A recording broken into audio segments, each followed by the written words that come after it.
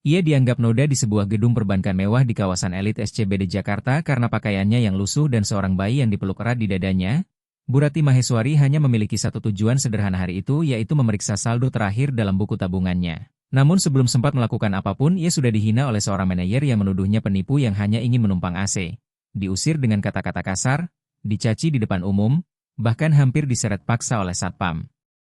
Karena penampilannya dianggap seperti gelandangan, tetapi tepat pada saat deretan angka muncul di layar sistem, ban kesombongan sang manajer runtuh seketika. Tangannya gemetar dan napasnya tercekat. Siapakah sebenarnya Bu Ratih Maheswari dan berapa angka yang tertera di layar itu? Matahari pukul 10 pagi terasa tepat membakar ubun-ubun. Aspal Jalan Jenderal Sudirman memantulkan panas hingga udara tampak bergetar, di tengah deru mobil mewah dan motor yang saling menyalip seorang perempuan. Berjalan di tepi trotoar dengan langkah berat namun pasti, dialah Bu Ratih Maheswari. Usianya 43 tahun tetapi gurat kelelahan di wajah dan kulit yang terbakar matahari membuatnya tampak jauh lebih tua. Ia mengenakan daster batik yang warnanya telah pudar dimakan waktu dengan beberapa jahitan lepas yang hanya ditahan peniti. Di bahunya melingkar kain jarik lusuh yang menopang tubuh seorang bayi laki-laki berusia 1 tahun bernama Bagas Pradipta. Bayi itu tertidur pulas meski kepalanya basah oleh keringat dan napasnya berat. Suara knalpot kendaraan sesekali membuatnya terkejut. Tangan kiri Bu Ratih Maheswari terus menopang tubuh anak itu agar tetap nyaman sementara tangan kanannya menggenggam erat sebuah tas plastik hitam yang sudah kusut. Langkahnya yang hanya beralas sandal jepit tipis berhenti di depan sebuah gedung kaca gelap yang menjulang megah memantulkan bayangan dirinya sendiri. Sosok perempuan kusam yang tampak begitu tidak serasi dengan kemewahan di hadapannya. Di bagian atas gedung terpasang papan nama besar bertuliskan Ban Nusantara Raya. Ia menarik napas panjang mengusap keringat di dahinya dengan ujung daster lalu membenahi gendongan Bagas Pradipta. Bagi orang-orang yang melintas ia tak lebih dari pemandangan yang mengganggu. Beberapa pekerja kantoran berpakaian rapi sengaja menjaga jarak saat berpapasan seolah kemiskinan yang melekat di tubuhnya bisa menular hanya dengan sentuhan. Keseharian Bu Ratih Maheswari memang jauh dari kata mewah karena ia tinggal di sebuah gubuk kecil di daerah Tambun, Bekasi, bertahan hidup dengan menjual sayuran sisa pasar atau sesekali menjadi buruh cuci jika ada tetangga yang iba. Baginya setiap rupiah adalah nyawa bagi Bagas Pradipta. Namun hari itu berbeda karena ada tekad yang mendorongnya berani melangkah ke kawasan elit yang selama ini hanya bisa ia pandangi dari kejauhan. Ia mendekati pintu kaca otomatis yang dijaga satpam bertubuh tegap tetapi sebelum menyentuh gagangnya ia ragu. Menunduk menatap kaki berdebu dan daster lusuhnya yang bahkan tak pantas disebut pakaian bepergian, ia tahu betul bagaimana dunia memandang orang sepertinya karena dunia sering menutup mata terhadap hati yang tulus dan hanya membuka pintu bagi mereka yang mengenakan sepatu mengilap. Ayo Bagas Pradipta, ibu harus melakukan ini untukmu, bisiknya lirih hampir tak terdengar. Suaranya serak karena haus namun matanya memancarkan keteguhan luar biasa. Bu Ratih Maheswari tidak datang untuk mengemis.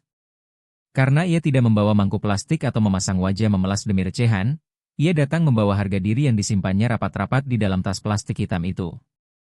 Di dalam tas plastik hitam itu tersembunyi sebuah buku tabungan tua dengan sampul yang sudah mengelupas.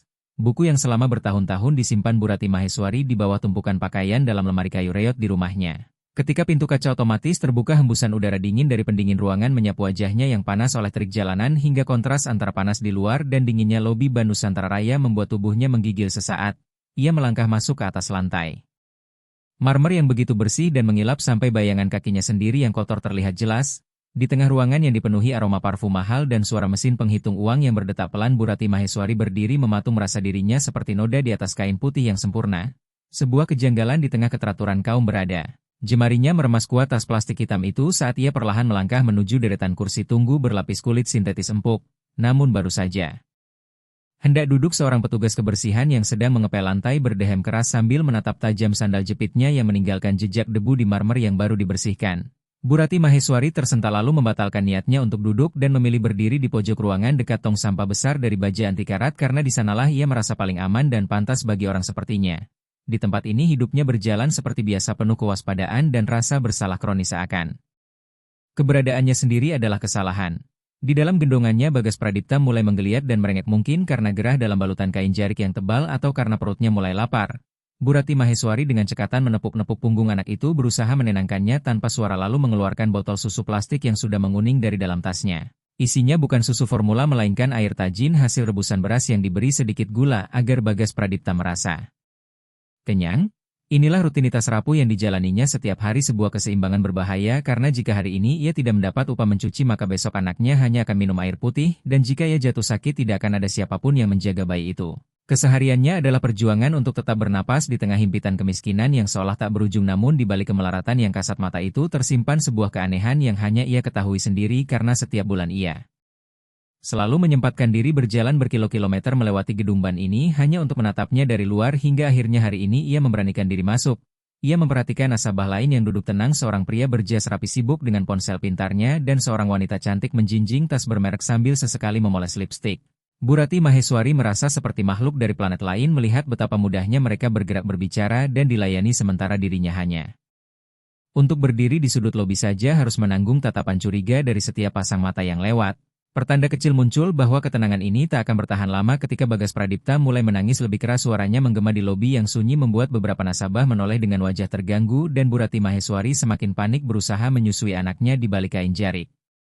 Namun karena posisinya berdiri ia sulit bergerak leluasa, keringat dingin mulai membasahi punggungnya dan Bu Rati Maheswari sadar betul bahwa keberadaannya di tempat itu dianggap mengganggu kenyamanan orang-orang terhormat di sekitarnya. Kondisi hidupnya selama 1 tahun terakhir memang berada di titik paling rendah, namun di dalam tas plastik hitam itu tersimpan satu-satunya pegangan hidupnya, yakni selembar kertas usang di dalam buku tabungan tua peninggalan Surya Rahayu Wicaksana CHNG Tai. Seorang buruh bangunan yang semasa hidupnya menyimpan rahasia besar dan hanya mengungkapkannya kepada Tai pada detik-detik terakhir sebelum meninggal. Bu Rati Maheswari menatap layar monitor besar di dinding yang menampilkan nomor antrean, tetapi ia tidak memiliki nomor dan tidak tahu bagaimana cara mengambilnya sehingga ia hanya berdiri di sana berharap ada seseorang yang bertanya keperluannya. Alih-alih mendapat bantuan, ia justru melihat seorang pria bertubuh tinggi mengenakan kemeja putih licin dan dasi sutra merah keluar dari ruangan kaca bertuliskan ruang manajer cabang. Pria itu adalah Pak Farhan Wiratama yang melangkah dengan angkuh menyapu pandangan ke seluruh lobi hingga matanya berhenti di pojok ruangan tempat Bu Rati Maheswari berdiri dengan pakaian lusuh dan suara tangis Bagas Pradipta yang mulai memecah kesunyian. Wajah Pak Farhan Wiratama langsung berubah masam seolah baru saja melihat tumpukan sampah di ruang tamu mewahnya, lalu ia mendekat bukan dengan senyum pelayanan melainkan dengan tatapan penghinaan yang seketika menghancurkan keberanian yang sejak tadi dikumpulkan Bu Rati Maheswari. Langkah sepatu kulit mengilapnya berhenti beberapa langkah di depan tanpa mau mendekat, seakan ada garis tak kasat mata yang memisahkan kasta sang manajer dan perempuan di hadapannya, sementara aroma parfum mahal dari tubuhnya bertabrakan dengan bau matahari dan keringat dari daster lusuh Bu Rati Maheswari. Siapa yang membiarkan orang ini masuk, bentak Pak Farhan Wiratama dengan suara dingin dan tajam memecah keheningan lobi Ban Nusantara Raya, membuat 2 satpam di pintu depan bergegas menghampiri dengan wajah pucat dan kepala tertunduk. Nasabah lain mulai berbisik dan beberapa menutup hidung dengan tisu memperparah rasa malu yang menjalar di seluruh tubuh Bu Rati Maheswari. Salah satu satpam menjawab gugup bahwa ia mengira perempuan itu hanya berteduh, namun Pak Farhan Wiratama mendengus sinis menyapu penampilannya dari ujung kepala hingga kaki. Berhenti lama pada sandal jepit kotor dan kain jarik pudar sambil berkata bahwa tempat ini bukan panti asuhan atau tempat pengemis dan lantai marmer mereka dikotori oleh kaki dekilnya.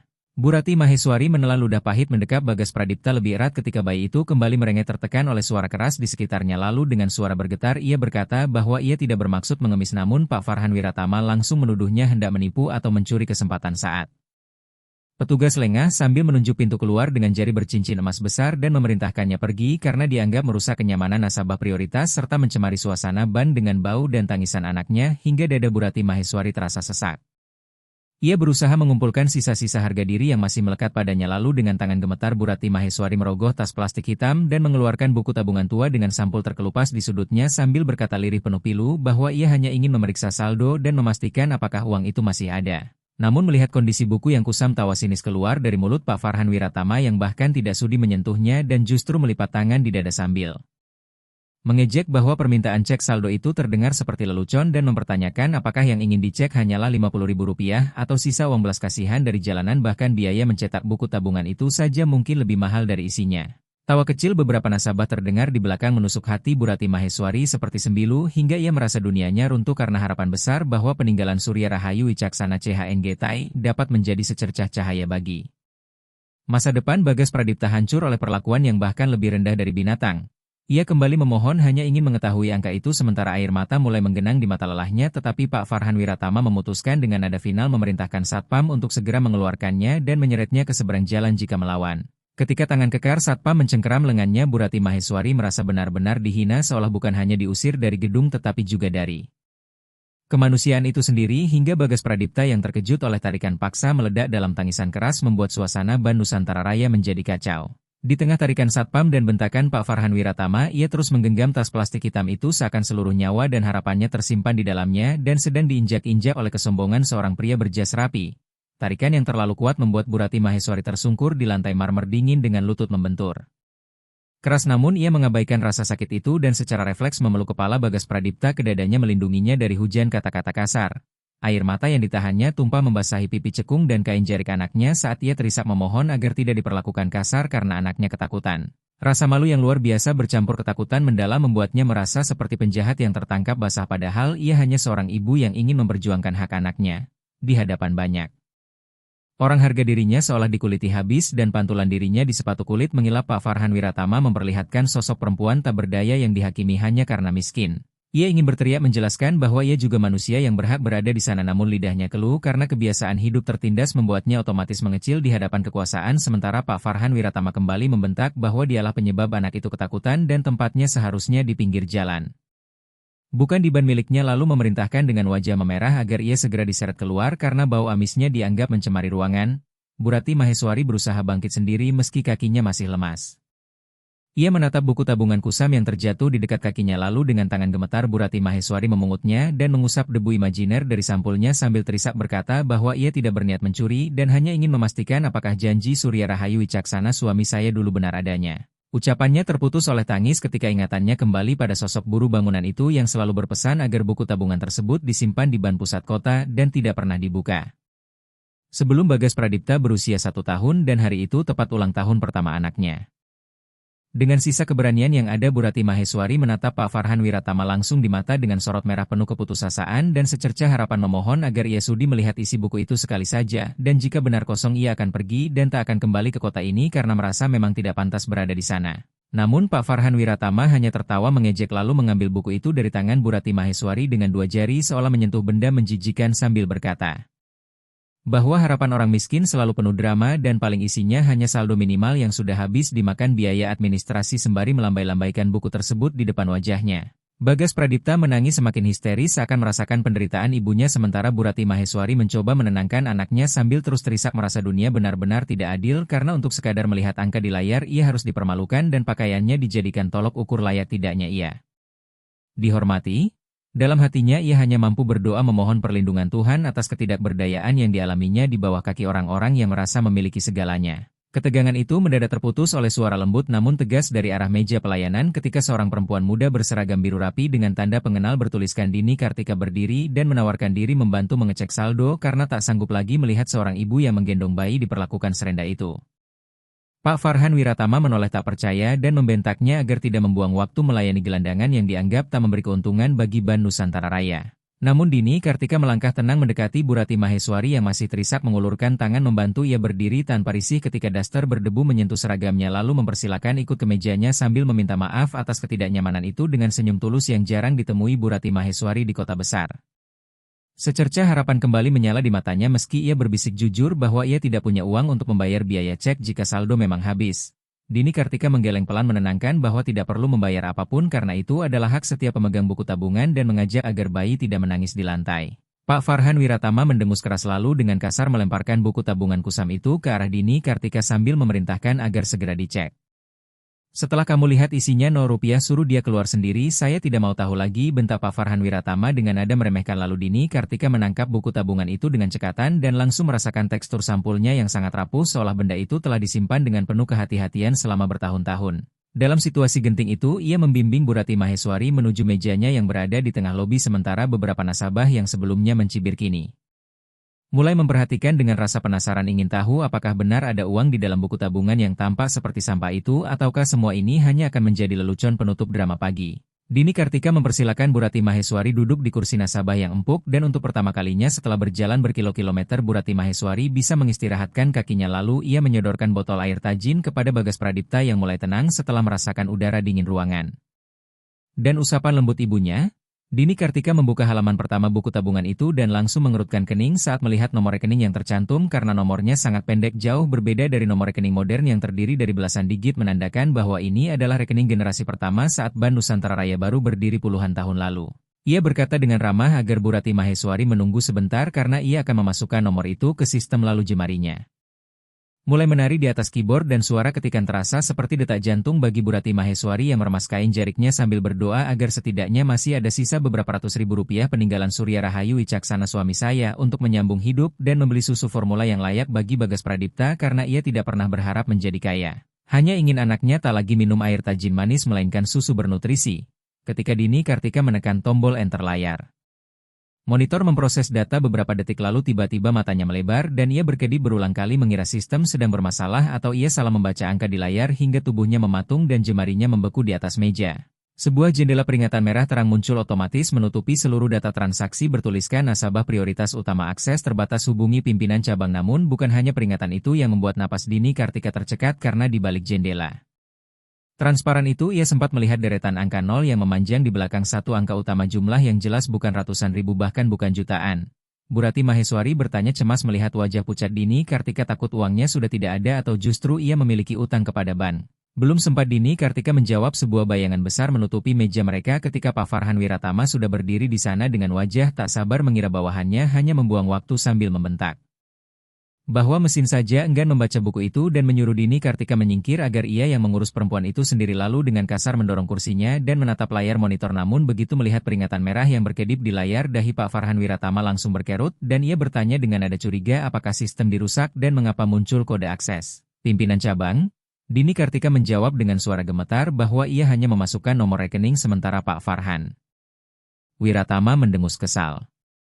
Ia segera memasukkan kata sandi pribadinya untuk membuka kunci sistem karena Pak Farhan Wiratama ingin secepatnya membuktikan bahwa saldo Bu Ratih Maheswari kosong agar ia memiliki alasan resmi memanggil polisi dengan dalih mengganggu operasional Ban Nusantara Raya.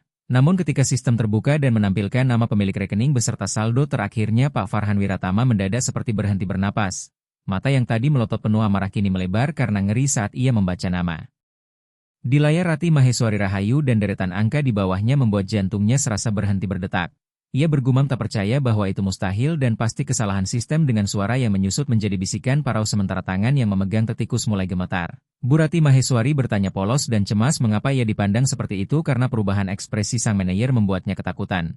Pak Farhan Wiratama tak menjawab karena dunianya terasa berputar saat layar menampilkan saldo yang cukup untuk membeli 10 gedung ban serupa bahkan lebih. Sistem juga menunjukkan bahwa rekening tersebut adalah rekening abadi yang menerima royalti bulanan dari tanah yang disewa korporasi ban ini sejak 30 tahun lalu. Ketegangan meningkat ketika Pak Farhan Wiratama menyadari instruksi khusus di layar yang menyebutkan pemilik rekening harus dilayani langsung oleh jajaran direksi bukan sekadar manajer cabang. Artinya ia baru saja membentak menghina dan hampir menyeret keluar perempuan yang secara teknis adalah pemilik lahan tempat ia bekerja. Para nasabah mulai berdiri mencoba mengintip dan suasana lobi yang semula dipenuhi bisikan sinis berubah menjadi sunyi mencekam sementara Bu Ratih Maheswari yang masih mendekap Bagas Pradipta hanya menunduk tak menyadari bahwa nasibnya telah berubah drastis. Bagi Pak Farhan Wiratama ini adalah awal bencana yang ia ciptakan sendiri karena kesombongannya hingga lututnya terasa lemas seolah seluruh tulang tercabut ketika di layar selain deretan nol panjang juga muncul catatan kecil pada profil. Sebagai istri mendiang Surya Rahayu Wicaksana pemilik lahan utama, ia tahu betul sejarah Ban Nusantara Raya bahwa cabang ini berdiri di atas tanah keluarga Rahayu dengan kontrak seumur hidup yang royaltinya terus mengalir setiap bulan dan perempuan yang ia sebut gelandangan itu adalah pemegang hak sahnya. Namun alih-alih meminta maaf egonya melakukan perlawanan terakhir yang bodoh karena ketakutan akan karirnya hancur dan lebih takut mengakui kesalahan di depan nasabah serta anak buahnya.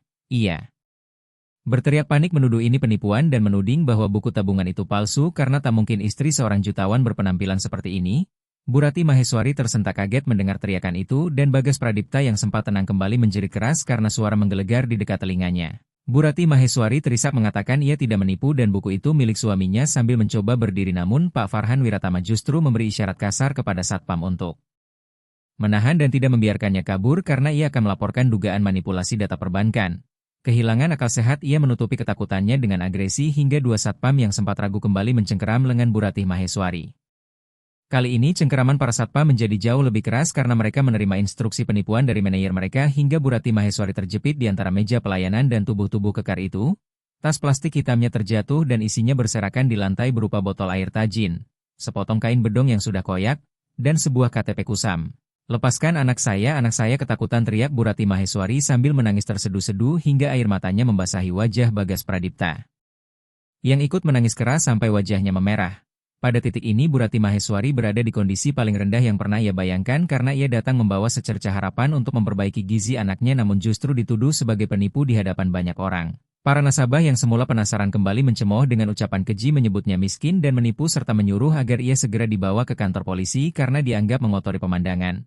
Bu Ratih Maheswari jatuh terduduk di lantai untuk kedua kalinya lalu memeluk Bagas Pradipta dalam posisi meringkuk berusaha melindungi bayinya dari tatapan-tatapan penuh kebencian yang menghujam tanpa ampun hingga ia merasa tak ada lagi tempat baginya di dunia ini karena suaminya telah tiada hartanya diragukan dan martabatnya sebagai ibu diinjak-injak sampai hancur. Ia merasa gagal menjaga amanah Surya Rahayu Wicaksana suami saya dan gagal memberi kenyamanan bagi Bagas Pradipta sambil meratap lirih bahwa ia hanya ingin mengecek saldo untuk membeli susu bagi anaknya namun suaranya nyaris tenggelam oleh keributan di dalam ban Nusantara Raya. Dini Kartika yang menyaksikan kejadian itu merasa sangat terpukul dan ingin membantu tetapi Pak Farhan Wiratama membentaknya agar tetap duduk dan tidak ikut campur lalu mengambil ponselnya berpura-pura menelepon pihak berwajib untuk memberi tekanan psikologis padahal tanpa ia sadari setiap detik perbuatannya terekam jelas oleh kamera CCTV yang terhubung langsung ke kantor pusat dan ia juga tidak tahu bahwa Bu Ratih Maheswari sedang memegang kunci yang mampu menghancurkan seluruh hidupnya dalam sekejap. Di tengah kepungan satpam dan tuduhan keji, Pak Farhan Wiratama Bu Ratih Maheswari mendadak berhenti menangis karena sesuatu berubah di dalam sorot matanya ketika rasa takut yang melumpuhkannya berganti menjadi ketenangan dingin.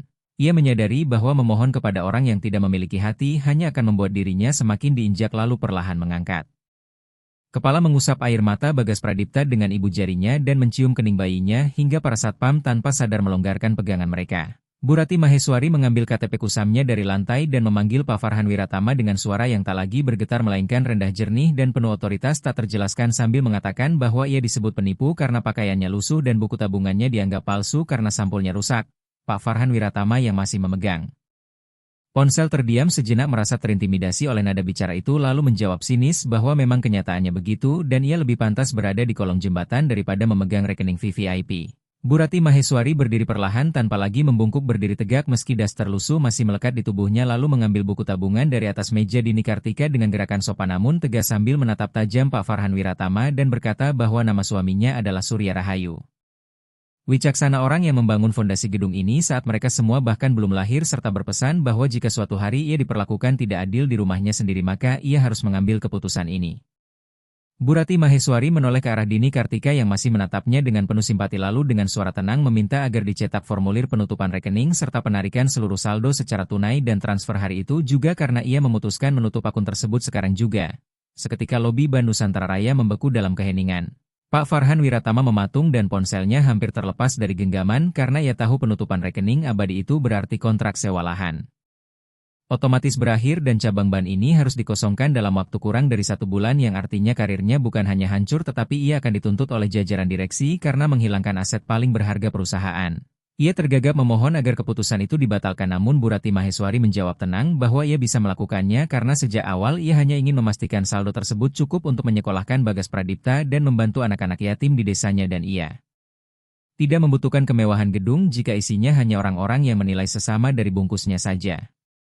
Ia memandang lobi ban itu untuk terakhir kalinya dan mengutip pesan Surya Rahayu Wicaksana suami saya bahwa uang adalah ujian dan hari itu Pak Farhan Wiratama telah gagal sehingga ia tidak akan membiarkan uang mereka tersimpan di tempat yang tidak menghargai manusia. Meski menyadari risiko besar berupa proses perpindahan dana yang rumit dan sorotan publik, Bu Ratih Maheswari tetap mantap demi harga dirinya dan demi pelajaran bagi kesombongan. Ia meletakkan KTP di atas meja Dini Kartika dan meminta agar keputusan itu diproses tanpa perubahan. Sistem ban segera mengirim notifikasi darurat ke kantor pusat karena penarikan dana luar biasa besar sedang dilakukan namun saat validasi akhir berlangsung muncul fakta mengejutkan di layar monitor yang kini terlihat jelas oleh Pak Farhan Wiratama bahwa Bu Ratih Maheswari tidak menarik dana untuk memperkaya diri atau membalas denda melainkan seluruh miliaran rupiah dialihkan kepada Yayasan Pendidikan Arka Anak Negeri sebagai hibah sah untuk pembangunan sekolah gratis dan beasiswa abadi. Lebih mengejutkan lagi status kepemilikan lahan gedung ban otomatis berpindah menjadi milik yayasan sosial yang berarti ban harus membayar sewa kepada anak-anak yatim atau angkat kaki. Bu Ratih Maheswari sebenarnya telah mengetahui isi saldo itu dan sengaja mengenakan pakaian lusuh bukan karena tak mampu melainkan karena baru selesai bekerja di ladang bersama warga desa sebelum ke kota serta sengaja menguji integritas layanan di ban yang didirikan mendiang suaminya yang berpesan bahwa uang adalah alat penyaring jiwa dan jika ingin mengetahui ketulusan maka tampilkan diri seolah tak memiliki apa-apa. Mendengar itu Pak Farhan Wiratama jatuh terduduk di kursi kerjanya di belakang meja teller dengan wajah pucat. Wajah Pak Farhan Wiratama yang tadinya dipenuhi kesombongan kini runtuh total digantikan ekspresi ketakutan mendalam saat ia melihat di layar monitor bahwa Direktur Utama Ban Nusantara Raya dari kantor pusat sedang melakukan panggilan video darurat ke komputer cabang karena mendeteksi aktivitas penutupan rekening pendiri. Dengan suara nyaris hilang, ia merintih meminta maaf kepada Bu Ratih Maheswari dan mencoba meraih tangannya untuk memohon ampun.